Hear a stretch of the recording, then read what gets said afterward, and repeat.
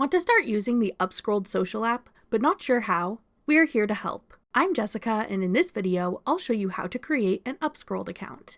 Now let's get started. Once you have the app installed, open UpScrolled and tap Create Account.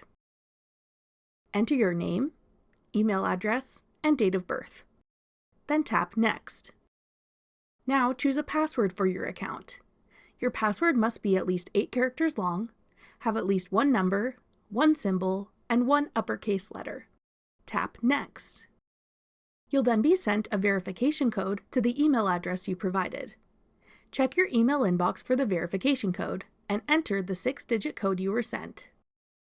Then tap Verify. Once you've verified your email address, it's time to choose your username. This will be the unique identifier for your UpScrolled account. You can change it later if you like, but you have to choose something unique that hasn't already been taken by another user. Once you've entered an available username you want to use, tap Sign Up to finish creating your account. Now that your account has been created, you can customize your UpScrolled profile. Tap the profile icon in the bottom right corner. Then tap Edit Profile.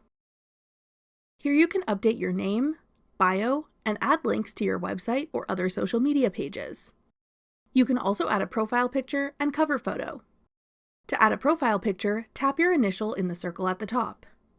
Then choose if you want to snap a new photo or upload one from your device. Choose the photo you want to use. If needed, adjust the crop of your uploaded image to fit within the circular frame. Tap Done to save. When you're done updating your profile, tap the check mark in the top right corner to save your changes. That's all it takes to create an UpScrolled account. Want to try out another new social app? Check out this tutorial next. Click the video on your screen now to watch. Thanks for watching. If you found this video helpful, we'd love it if you'd hit the like button below and subscribe to our channel.